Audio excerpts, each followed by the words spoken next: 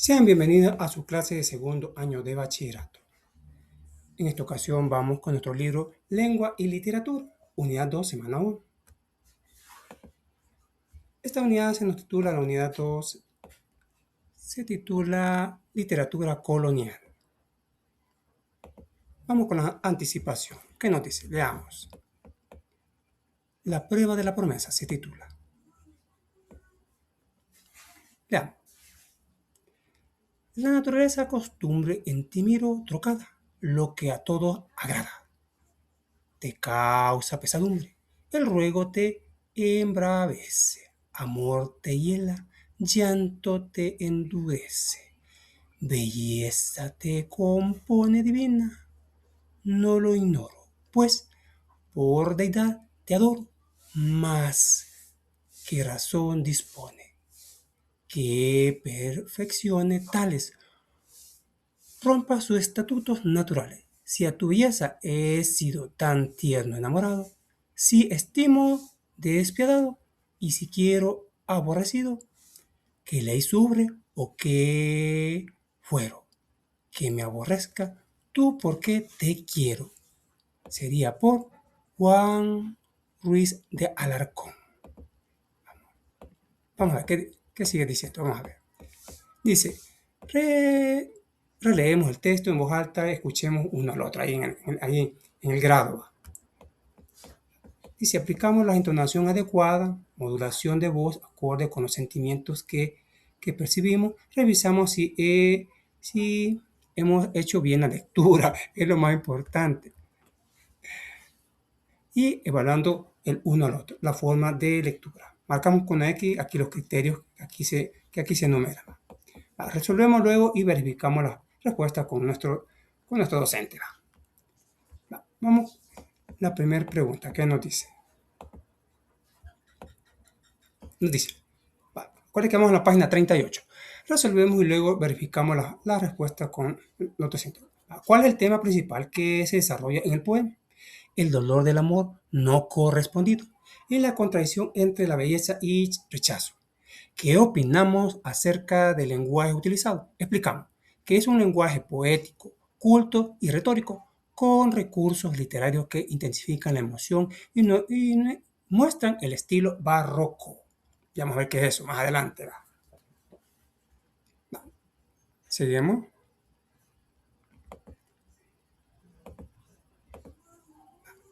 Construcción. Vamos con el tema de esta ocasión que se titula Cualidades de un buen orador. Vamos a la página 39. Vamos a resumir. ¿Qué nos dice?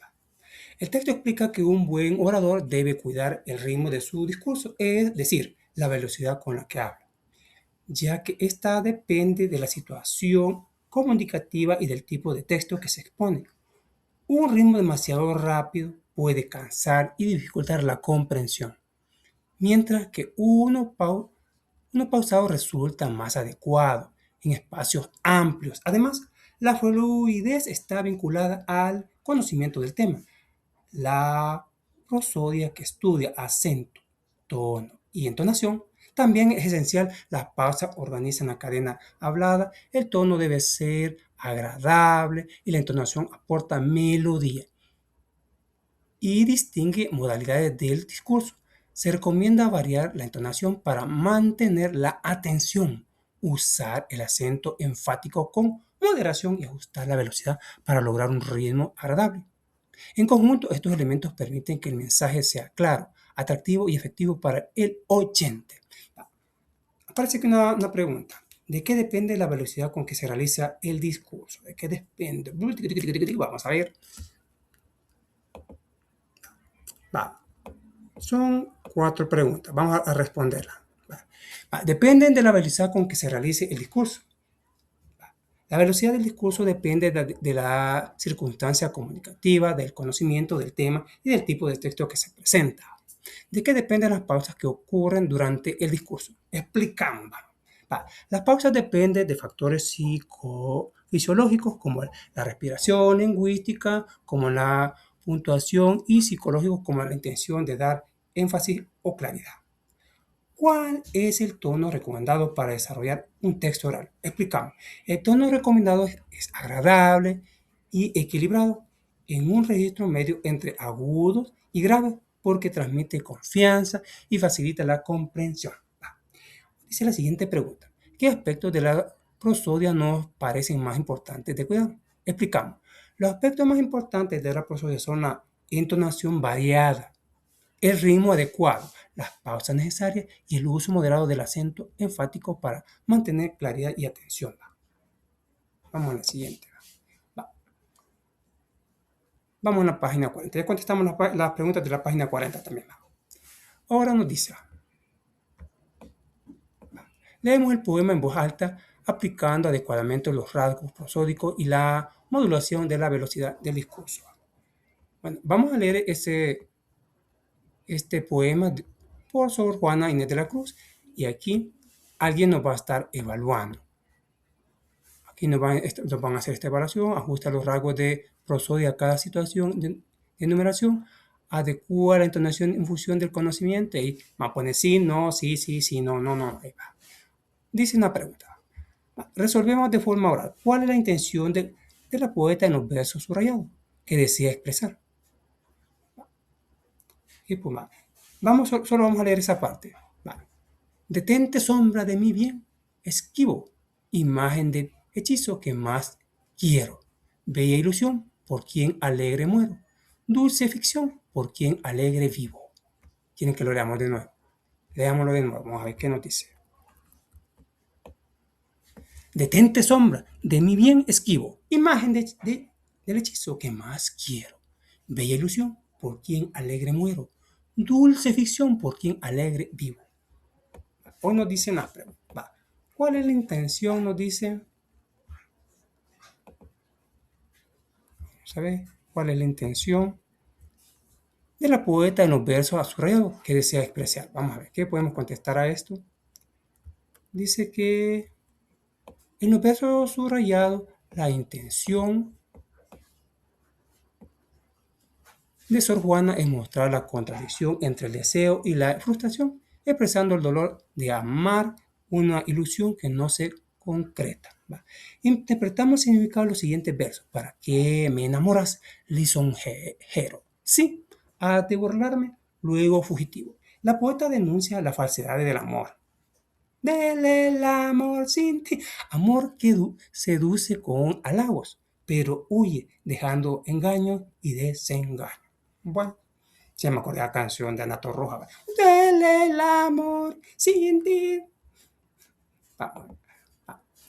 Vamos por la página 41. En resumen, vamos a leer esto porque no podemos leer porque me dicen que es un contenido en masa y no vamos a estar sacando uno y otro el mismo contenido. Vamos a resumir la información de la página 41 y la página 42. Y esto es lo que podemos decir de esa, en resumen. Durante la época colonial en América Latina, el sistema político estuvo organizado en virreinatos, que representaba la autoridad de la corona española. La economía se sustentaba en explotación de recursos naturales, especialmente la minería y la agricultura, apoyada en el trabajo forzado de indígenas, esclavos africanos. Los indígenas fueron considerados vasallos, pero en la práctica sufrieron abuso y pérdida de autonomía. La vida cultural estuvo marcada por el control de la Iglesia, que regulaba la educación y la censuraba libros mediante la Inquisición, prohibiendo las novelas. No nos dejaban ver a Rosa Salvaje. A pesar de ello, florecieron las crónicas históricas, la poesía y las leyendas orales. Se fundaron universidades prestigiosas, aunque solo accesibles a españoles y criollos, lo que reflejaba la desigualdad social. La arquitectura y los festivales religiosos también fueron expresiones culturales importantes. El mestizaje dio origen a nuevas identidades sociales y culturales, creando una sociedad diversa en síntesis. La época colonial fue un periodo de dominio español, caracterizado por la explotación, desigualdad y una cultura profundamente influida por la religión. Hoy vamos a contestar las preguntas. ¿Son cuántas? 1, 2, 3, 4, 5. Son 5 preguntas, vamos a contestarlas. Contestamos una por una, vamos a ver.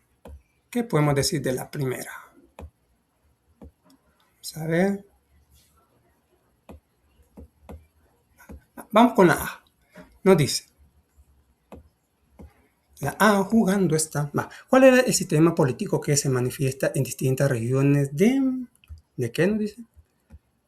De América Latina. América Latina.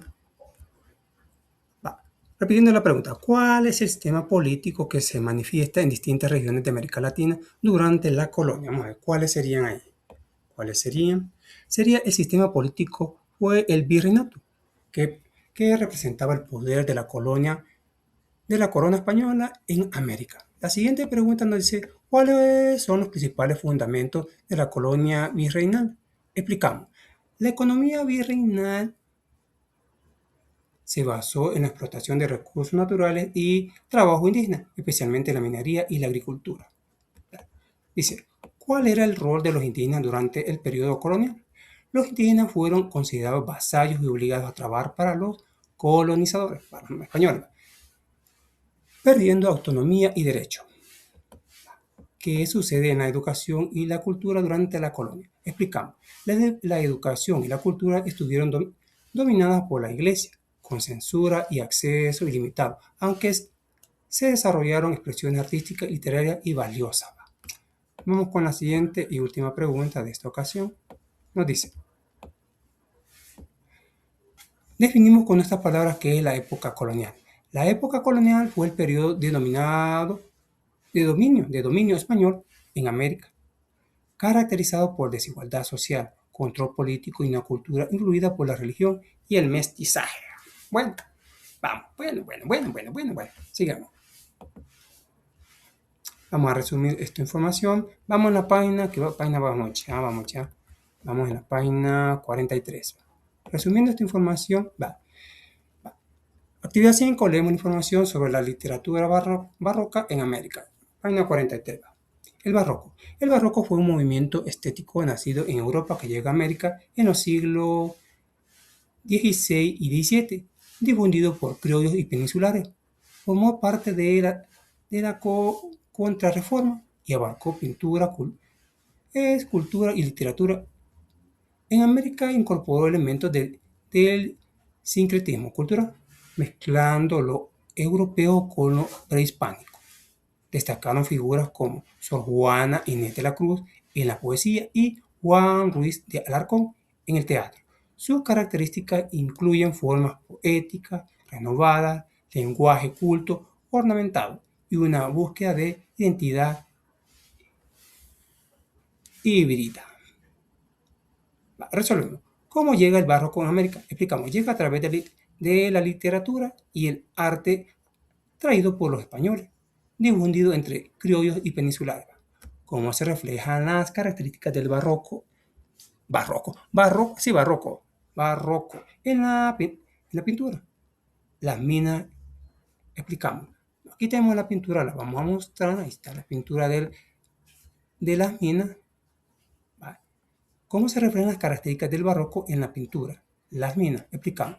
En las minas se refleja el barroco con el contraste de luces y sombras y en la riqueza ornamental que exalta la belleza. Bueno, veámoslo un poquito más arriba. Vamos si podemos. No nos podemos ver. Sí, sobre este tamaño tenemos ahorita. Bueno, aquí tenemos velado 1656 a 1957, las minas pintura. Vamos con la siguiente. Hoy vamos con la consolidación. Creo que vamos a tener que leer un poquito. Leamos. Este se llama En perseguirme mundo que interesas. Leamos. En perseguirme mundo que interesas. ¿En qué te ofendo cuando solo intento poner belleza en mi entendimiento? Y no mi entendimiento en la belleza. Yo no estimo tesoros ni riqueza, y así siempre me causa más contento poner riqueza en mi pensamiento, que no mi pensamiento en la riqueza. Y no estimo hermosura que vencida, es despojo civil de las edades, ni riqueza. Me agrada la mentira, teniendo por mejor en mi verdadera consumir vanidades de la vida que consumir la vida en vanidades. ¡Wow! Va. Dice, composición poética. La redondía es una estrofa formada por 4 versos de arte menor, generalmente octasílabos, de los cuales normalmente riman en consonante, el primero con el último y el segundo con el tercero. El soneto es una composición poética conformada por 14 versos de arte mayor, generalmente en decasílabos con rima consonante, que se distribuyen en 2 cuartetos y 2 tercetos. Así como este, 2 cuartetos y 2 tercetos. Vamos a ver qué más podemos encontrar. Ahora, ¿cuál es el tema del texto? Vamos a ver cuál es el tema de esto. Aquí nos están señalando. Tenemos que el tema del texto es, el poema trata sobre el rechazo a las vanidades del mundo, exaltando el valor del conocimiento y la espiritualidad por encima de la riqueza y la belleza pasajera. ¿Qué tipo de poema es el anterior? ¿Soneto o redondilla? Es soneto, ya que consta de 14 versos de arte mayor, con rima consonante, organizada en 2 cuartetos y 2 tercetos. Tenemos la prueba de lo que estamos diciendo. 14, contemos. 1, 2, 3, 4, 5, 6, 7, 8, 9, 10, 11, 12, 13, 14. Si así que es un soneto. ¿Qué opino sobre el poema? El poema transmite una reflexión profunda, valiosa y mostrando la fuerza intelectual de Sor Juana y su crítica a los valores superficiales de la sociedad. Hoy nos dice qué características del barroco se cumple en el poema. Se observa el contraste entre la apariencia y verdad, el lenguaje culto y ornamentado, y la tensión entre lo terrenal y lo espiritual, rasgos propios del barroco. Ahora se prepara una breve exposición sobre la literatura colonial. Tomemos en cuenta esto, vamos a ver qué podemos hacer aquí. Parece que estas preguntas las vamos a incluir en la exposición. Veamos los criterios para esa exposición que nos están pidiendo.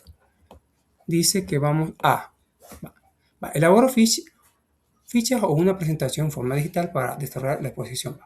Ahí vamos a colocar el tema, contextos de la literatura barroca, en qué contexto se pone este tipo de literatura, desarrollo de las preguntas anteriores sobre el poema de Sor Juana de la Cruz, ya las contestamos, y aquí un espacio para comentar, y así va a ser la ficha que vamos a hacer para pasar a exponer, ¿verdad? Y aquí tenemos la evaluación, y con esto ya vamos terminando. Bueno, dice, actividad en casa, comparto con mi familia la lectura en voz alta y mi interpretación del poema de Sor Juana Inés de la Cruz. ¿Qué podemos decirle a la familia? ¿Qué aprendimos? Vamos. El niño aprendió a saber. Esta es la interpretación que le podemos dar al poema. Sor Juana rechaza la riqueza y la belleza superficial, defendiendo que lo más valioso es el conocimiento y la verdad. Su mensaje invita a reflexionar sobre la importancia de cultivar la mente y no dejarse dominar por la vanidad que se consume con el tiempo. Así, la interpretación que comparto con mi familia resalta la fuerza intelectual y espiritual de la autora. Eso podemos hacer. Ahora vamos con la siguiente. Investigo sobre el contexto de la producción literaria de Sor Juana Inés de la Cruz. Sor Juana vivió en el siglo XVII, dentro del periodo colonial y barroco en América, marcado por la influencia de la Iglesia y la censura. En una sociedad que limitaba la educación femenina, ella se convirtió en una figura excepcional, destacando por su poesía, teatro y prosa. Su obra refleja la tensión barroca entre lo terrenal y lo espiritual, y su defensa de saber la convirtió en un símbolo de la lucha por el derecho al conocimiento. O sea que en esa época las mujeres estaban bien limitadas. En ese caso, sí, vivan los derechos de la mujer, así porque todos tenemos derecho a opinar. Bueno, y con esto damos punto y final. Muchas gracias por su atención, va. Nos vemos hasta la próxima. Si les gustó, regálenos un gran like, comparta y nos vemos hasta la próxima. Dios me les bendiga.